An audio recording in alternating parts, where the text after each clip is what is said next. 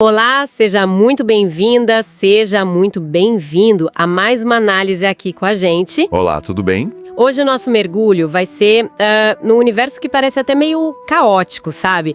A gente pegou um monte de notícias do futebol, um goleiro do Real Madrid pensando em sair, um garoto brasileiro estreando na Europa, briga em clássico. Pois é. E a nossa missão aqui é tentar conectar esses pontos, né? O que uma coisa tem a ver com a outra. Exato. O que a pressão por resultado, o dinheiro, as escolhas de carreira, o que tudo isso nos diz sobre o estado atual do futebol. Vamos tentar montar esse quebra-cabeça. Perfeito. E para começar, acho que a gente tem que ir na raiz de quase tudo isso, né? A força que move as peças no tabuleiro. A grana. Sempre ela, né? E as fontes que a gente analisou mostram, assim, duas forças gigantescas, quase gravitacionais, disputando os jogadores. Sem dúvida. E os exemplos são muito claros. Pega o caso do Courtois, por exemplo. Certo. A gente está falando de um goleiro titularíssimo, sabe? Campeão de tudo pelo Real Madrid, um dos maiores clubes do planeta. Um pilar do time. Exato. E mesmo um cara nesse patamar, segundo as notícias, ficou balançado com uma proposta da Arábia Saudita. Isso diz muito, né? Nossa, diz tudo. Não é mais só jogador em fim de carreira. De jeito nenhum. E a consequência é imediata. O Real Madrid já estaria correndo atrás, urgentemente de um substituto. Com medo de perder o cara agora, em janeiro. Imagina a crise. E enquanto um gigante como o Real sente esse baque, do outro lado tem a Premier League agindo diferente, né? É o caso do brasileiro Wesley. Pois é. Ele tá super bem na Roma. E o que acontece? Ele não recebe uma proposta única, pegar ou largar. Não. Ele entra no radar de um monte de tubarão da Inglaterra. Arsenal, Tottenham. A fonte até cita o Manchester City. Ele tá naquela posição de poder de escolha, sabe? Dentro da liga mais forte do mundo. É uma dinâmica diferente de atração. E aqui que a análise fica mais profunda. Não são só dois polos de poder, são dois modelos de poder, entende? Explica isso melhor. A Premier League, ela construiu esse domínio ao longo de décadas, né? Criou um produto, uma marca global, uma competição que atrai por si só. É uma força, assim, consolidada. Certo. A Liga Saudita está tentando fazer a mesma coisa em, 3 anos, usando uma força financeira bruta para acelerar tudo. Então não é uma competição de igual para igual, é uma disrupção. Exatamente, é a palavra perfeita. Eles não estão só competindo por jogadores, eles estão tentando, comprar o ecossistema inteiro e numa velocidade que assusta. O risco é um esvaziamento de outras ligas? Um esvaziamento muito mais agressivo do que qualquer coisa que a gente já viu. E essa dúvida do Courtois se ele vai ou não é um pequeno reflexo dessa tensão global. Certo. Com esses dois mundos puxando os jogadores com modelos tão diferentes, como é que o atleta, o indivíduo, navega nisso tudo? Aí a gente entra no espectro fascinante de mentalidades. E o Richarlison parece ser um exemplo muito forte, né? Ele é o contraponto perfeito a essa lógica do dinheiro. A entrevista dele foi categórica, sem rodeios. Ele negou qualquer chance de voltar para o Flamengo agora e, mais importante, fechou a porta para a Arábia Saudita. E a justificativa foi direta: foco total no Tottenham. Ainda mais em ano de Copa do Mundo. É uma decisão puramente esportiva, ambição de carreira, falando mais alto. Totalmente. Mas deixa eu ser um pouco o advogado do diabo aqui. A ex-prejeje hoje, recusar uma fortuna que, vamos ser sinceros, mudaria a vida de gerações da família dele. Sei.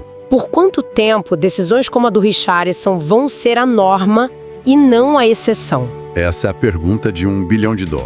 Ou de 1 bilhão, no caso.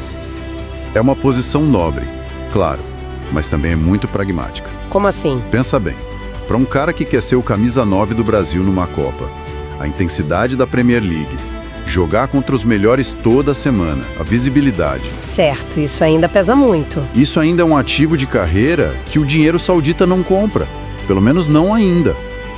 A sua pergunta é a que todos os clubes da Europa estão se fazendo. Até quando essa balança vai pender para o lado deles? E enquanto o Richarlison faz essa escolha, tem o Yuri Alberto, do Corinthians, que está em outra etapa, né? Ele está justamente querendo dar esse salto. Precisamente. O caso dele é bem mais concreto, mais imediato. A Lazio não está só sondando. Não, eles já chegaram com proposta. Exato. Já botaram as cartas na mesa, como diz a fonte. Proposta formal, 25 milhões de euros. Isso força todo mundo a se mexer. O Corinthians, o jogador... E o fato de ele ter sido visto na Itália só joga mais lenha na fogueira, né? Com certeza. Então, se a gente junta as peças... A gente tem o espectro completo. É isso. Tem o astro no topo, como Courtois, pensando se vale a pena trocar a glória máxima por um contrato surreal.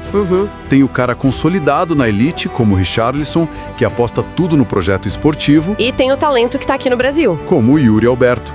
Para quem uma proposta dessa da Lazio é a chance da carreira. É o bilhete de entrada para esse universo todo que a gente está discutindo.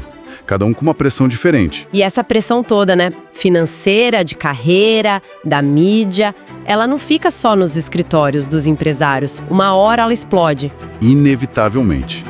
Explode dentro das quatro linhas. As fontes que a gente tem trazem 2 casos que são a prova disso. Vamos a eles. O primeiro é do clássico Arsenal e Liverpool. Pensa no contexto. 0-0, jogo travado, briga pelo título da Premier League. Cada ponto vale ouro. Uma ferocidade absurda. E aí, no meio disso, tem uma confusão com o Martinelli. Ele sofre a falta, a bola bate no adversário que está caído, o cara levanta e empurra ele. O típico calor do momento. Exato. Um princípio de tumulto, nervos à flor da pele. O curioso é que quem precisou separar foi o Alisson, que é mais experiente, né? Para acalmar os ânimos. E no fim, o adversário saiu machucado e o Martinelli foi para as redes sociais se desculpar. Isso. O que já mostra essa nova camada. A pressão não acaba no apito final. O jogador tem que gerenciar a imagem pública dele quase em tempo real. Certo, isso parece um sintoma da alta competição. Mas o que aconteceu com o Vinícius Júnior no clássico contra o Atlético de Madrid? Aí o buraco é bem mais embaixo. Não parece só calor do momento, parece algo mais... profundo. É muito mais complexo, com certeza. Não foi só uma discussão. Primeiro, a provocação direta ao técnico adversário, o Diego Simeone. Que não é qualquer um. Exato. A leitura labial que a imprensa espanhola pegou foi pesada. Florentino Pérez vai te demitir.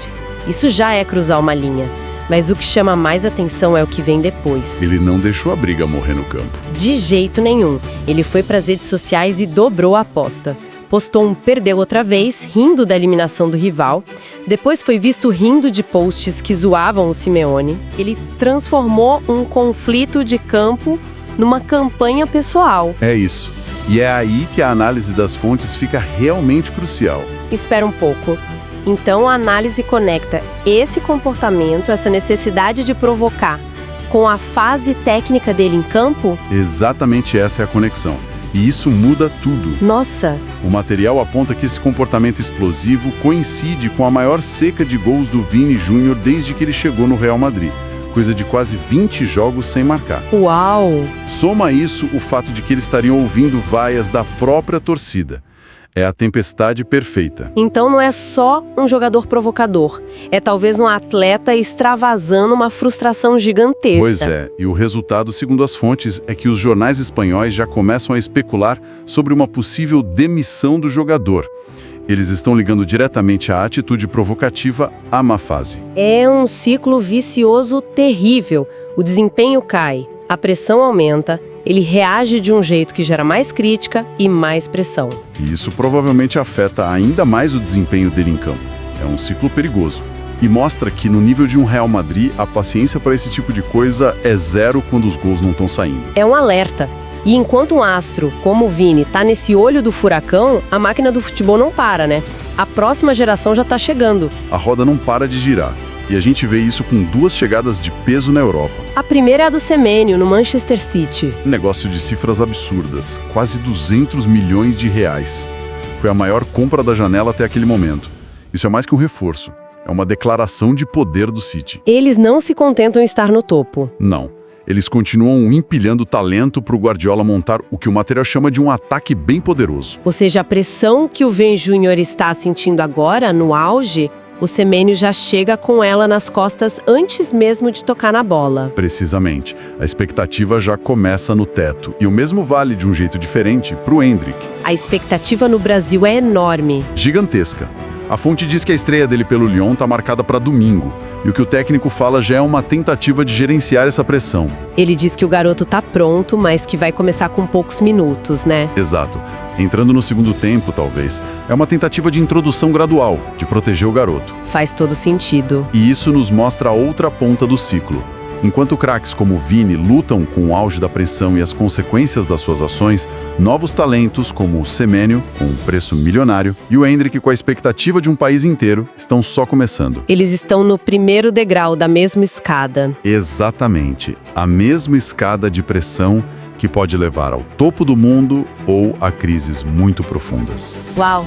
O que a gente viu hoje, então, foi um retrato 360 graus do ecossistema do futebol. Começamos com as forças gigantes, o poder financeiro da Premier League e da Arábia Saudita. E fomos descendo até as decisões de carreira dos jogadores, que são um cálculo complexo entre ambição, dinheiro e momento de vida. E vimos como toda essa pressão se manifesta de forma explosiva em campo, seja no calor do momento ou em comportamentos mais complexos, como no caso do Vini Jr., que podem ter consequências bem reais. Um cenário fascinante, sem dúvida. Com certeza. E antes da nossa reflexão final, para quem está curtindo essa análise e quer mais conteúdo assim, a gente pede aquela força. Se inscreve no nosso canal, o Futebol 5.0 Expresso, deixa o seu like e comenta aí de qual cidade você está nos acompanhando. Ajuda demais a gente a continuar. Isso tudo nos deixa com uma pergunta no ar, né? As fontes mostraram jogadores tomando decisões baseadas em grana, em ambição esportiva, ou simplesmente reagindo sob uma pressão absurda.